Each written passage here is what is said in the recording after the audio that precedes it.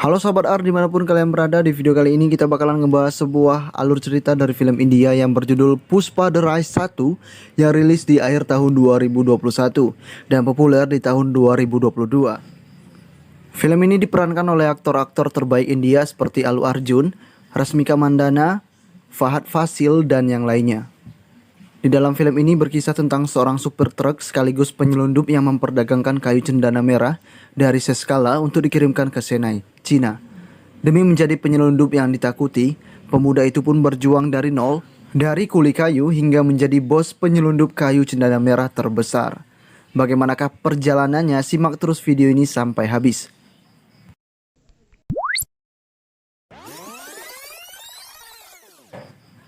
Film diawali dengan memperlihatkan seorang pemuda yang bernama Pushpa Raj. Pushpa Raj, seorang kuli sekaligus penyelundup kayu cendana merah. Namun di tengah perjalanan, Pushpa bertemu dengan beberapa orang polisi yang ingin mencegahnya melakukan hal itu. Perkelahian pun terjadi di antara mereka sambil Pushpa menawarkan sejumlah uang kepada polisi itu.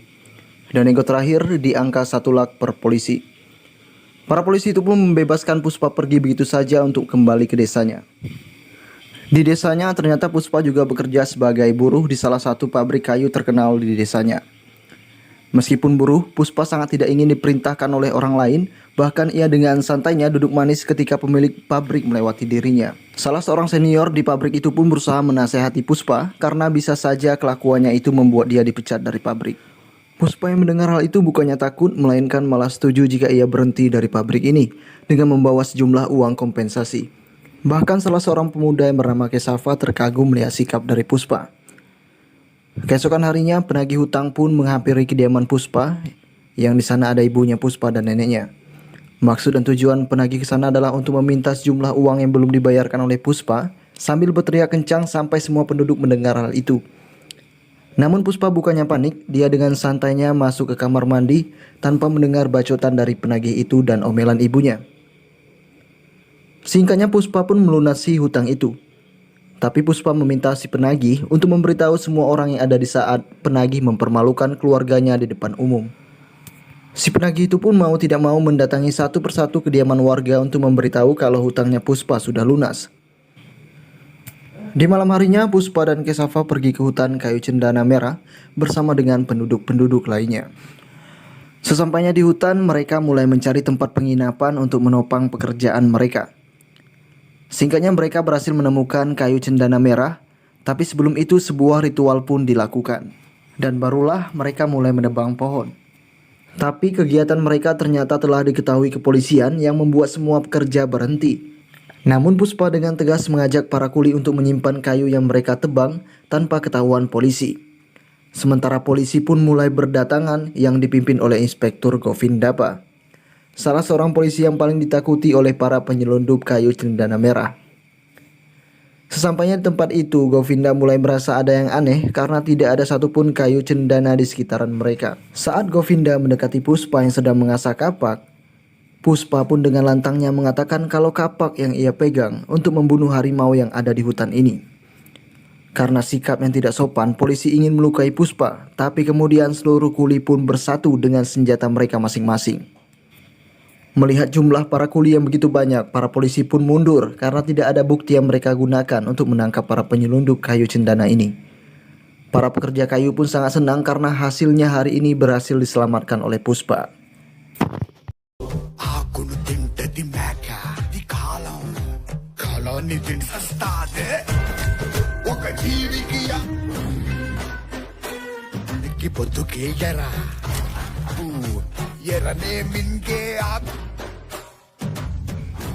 Mereka kemudian menjual kayu-kayu kepada seorang pengepul, tapi naas proses transaksi mereka ketahuan polisi dan terjadilah keributan di antara mereka. Para kuli pun dibuat terdesak oleh kepolisian, namun bukannya kabur, Pushpa malahan membawa truk yang berisi kayu cendana merah untuk diselamatkannya. Ketika polisi Govinda mengejar, terlihat Pushpa berjalan kaki dan truk yang ia bawa tadi entah kemana. Lebih anehnya lagi, ia malah menyerahkan dirinya untuk ditangkap ke kepolisian dengan sangat amat santuinya. Sampai di kantor, Pushpa disiksa habis-habisan supaya dia mengaku di mana dia menyembunyikan truk kayu cendana itu. Bukannya minta ampun, Pushpa malah ketawa terbahak-bahak melihat para pemukul yang sudah kelelahan. Karena Puspa tetap tidak mau mengaku, salah seorang polisi pun menyinggung soal keluarganya Puspa, yang ternyata nama Puspa tidak terdaftar dalam nama keluarga. Sejak kecil, Puspa sangat dekat dengan ibunya. Puspa sendiri merupakan anak dari seorang pria dari keluarga Moletti. Namun, dua orang anak laki-laki Moletti menolak menganggap Puspa sebagai adiknya karena ia tidak terima jika harus bersaudara dengan anak dari selingkuhan ayahnya. Sejak saat itu, Puspa tidak mempunyai nama keluarga. Puspa yang teringat masa lalu itu hanya bisa merenungi nasibnya. Singkatnya, Puspa pun dibebaskan dengan diawasi polisi karena tidak ada bukti yang membuatnya terjerat. Ketika Puspa lagi berada di warteg, keluarga penyelundup kelas kakap kayu cendana merah pun datang. Mereka bernama Jali Reddy yang tergila-gila akan wanita, bahkan wanita yang baru sah menjadi istri orang juga diraupnya.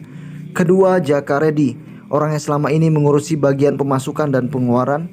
Dan yang terakhir, kakak tertua mereka yang bernama Konda Reddy, orang yang terkenal kuat tanpa rasa takut sedikit pun. Terakhir, Konda Reddy harus kehilangan tangannya ketika berhadapan dengan musuhnya. Kini Jali Reddy dan Jaka Reddy berusaha menanyakan kepada Puspa di mana dia menyembunyikan truk yang berisi kayu cendana merah. Karena itu bernilai lebih dari 25 lak. Puspa pun akan memberitahu mereka, tapi dengan syarat Puspa mendapatkan bagiannya sebesar 5 lak. Jaka Reddy pun setuju dengan hal itu meskipun ia juga harus membebaskan Puspa dari jeratan hukum. Tapi berbeda dengan Jali Reddy yang masih saja tidak bisa menerima kesepakatan itu. Singkatnya, Puspa pun menunjukkan tempat ia membuang truk itu. Setelah truk itu berhasil diangkat, Jaka Reddy pun memberikan bagian untuk Puspa, tapi tetap Jali Reddy tidak memberikan Puspa tumpangan. Puspa yang kesal lantas menyuruh Kesafa untuk membeli mobil yang sama dengan yang digunakan Jali Reddy meskipun harganya mencapai 5 lak. Mereka berdua pun pulang dengan membawa mobil baru untuk ditunjukkan kepada ibunya Puspa. Puspa pun memberikan mobil baru itu kepada ibunya agar ibunya tidak kepanasan lagi. Di sana mereka kemudian berkeliling di depan rumah keluarga Moletti yang telah membuat hidupnya berantakan. Setelah dari sana, Puspa dan Kesafa mendatangi kediaman keluarga Konda Reddy untuk menghadiri sebuah rapat mengenai bisnis cendana merah. Di sana dengan gagah beraninya Puspa berbicara di depan keluarga Konda Reddy seolah-olah ia sudah menjadi mitranya Konda Reddy. Meskipun awalnya tidak diperbolehkan, Konda Reddy pun akhirnya berbicara berdua dengan Puspa tanpa sepengetahuan orang-orang banyak. Dan ide Puspa ternyata menyembunyikan kayu cendana merah dengan atasnya dilapisi oleh sejumlah air susu sehingga para polisi tidak akan berhasil menemukan kayu cendana merah itu. Di percobaan pertama, Puspa dengan mudahnya melewati perbatasan tanpa ada kecurigaan sedikit pun dari kepolisian. Dengan kerja kerasnya itu, Puspa diberikan 5 lak, tapi kemudian Puspa menolak itu sambil mengatakan kalau ia ingin 4% dari setiap truk yang ia bawa. Itu artinya berjumlah 4 lak. Hal ini dilakukan Puspa karena ia ingin dianggap sebagai mitra bukan sebagai bawahan. Sekembalinya Puspa di desa, ada seorang gadis cantik yang bekerja di pabrik susu. Gadis itu pun sangat membuat Puspa terpana. Gadis itu bernama Srivali, anaknya seorang kuli kayu, anak buah Konda Reddy. Singkatnya, Puspa berhasil mengirimi sejumlah truk dengan ide kreatifnya. Namun pada suatu hari, Inspektur Govinda mulai curiga dan membongkar sebuah truk yang berisi susu yang di dalamnya ternyata ada sejumlah kayu cendana merah. Kedua pelaku itu pun ditangkap. Scene berganti memperlihatkan si Kesafa yang tengah memberikan para gadis sejumlah uang agar mereka bisa membeli tiket menonton, tapi dengan satu syarat, yaitu Srivali harus melihat ke arah Puspa sekali saja agar Kesafa bisa membuat Puspa senang. Dan gadis-gadis itu pun setuju. Keesokan harinya, Srivali pun tersenyum kepada Puspa. Puspa yang kepedean lantas mendatangi Srivali karena Puspa mengira Srivali menyukainya. Namun Srivali merespon itu dengan cepat sambil mengatakan bahwa ia sengaja tersenyum kepada Puspa karena dibayar oleh Kesafa. Puspa pun malu dan memberi Kesafa pelajaran. Tapi karena sudah terlanjur kehilangan martabatnya, Puspa pun menyuruh Kesafa untuk kembali memberikan Srivali uang sejumlah 5.000 rupiah agar ia bisa mendapatkan ciuman dari Srivali. Sementara itu di lain sisi kepolisian sudah mengetahui di mana markas penyelundupan kayu cendana merah yang berjumlah 1.000 ton senilai 200 crore karena diberitahu oleh anak buah Konda Reddy yang tertangkap. Kemudian kita diperlihatkan dengan pengepul terbesar kayu cendana merah yang bernama Srinu. Kehadirannya di sana untuk menyuruh Konda Reddy menjaga ribuan ton kayu cendana merah agar tidak tertangkap polisi. Kondaredi yang mengetahui hal itu lantas mengamanahkan Puspa untuk menjaga itu semua, karena hingga kini Puspa belum pernah tertangkap sekalipun dengan bukti kayu cendana merah. Srinu pun setuju dan berlalu pergi. Setelah itu Puspa pun mendatangi sebuah tempat di mana tempat itu adalah tempat pertemuannya dengan Sri Vali, karena Sri Vali telah menerima uang 5.000 rupiah dari Kesava. Dan sesuai perjanjian mereka berdua pun ditinggal di dalam mobil berdua saja.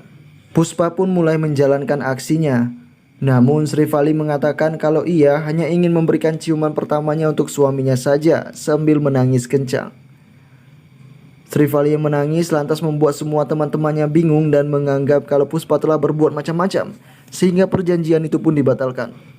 Kemudian Puspa dan Kesava mendatangi markas penyelundupan kayu cendana merah, tapi ternyata anak-anak buah mereka belum mengantarkan truk ke Sinai sama sekali. Karena tadi malam Jaliredi, si penggila wanita, melakukan pesta di sini dan menyekap seorang gadis. Ketika Puspa telah menyelamatkan gadis yang disekap, sesaat kemudian Jaliredi pun marah-marah karena telah berani menentangnya. Dan Jaliredi mulai memukul Puspa, tapi Puspa cuek saja karena kini Puspa diberitahu Kondaredi kalau polisi akan segera datang. Puspa yang marah lantas menyuruh semua pekerja untuk cepat-cepat membuang kayu-kayu itu ke sungai, karena para polisi akan segera berdatangan. Dengan jumlah kayu sekitaran 1.000 ton, Puspa pun dengan cepat membuangnya ke sungai sambil menyuruh Kesava untuk mendatangi titik bendungan sungai agar nanti kayu-kayu terkumpul di satu titik.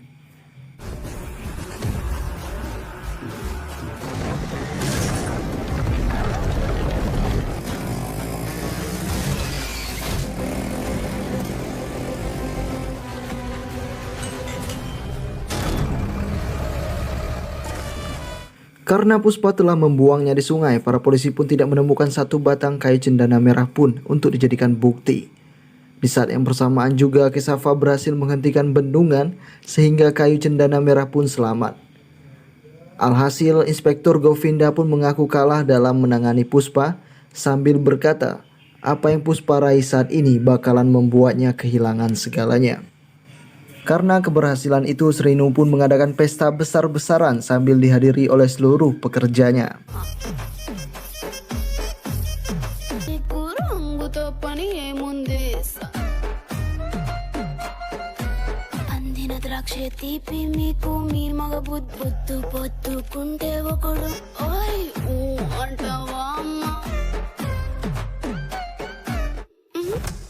దీపాలన్నీ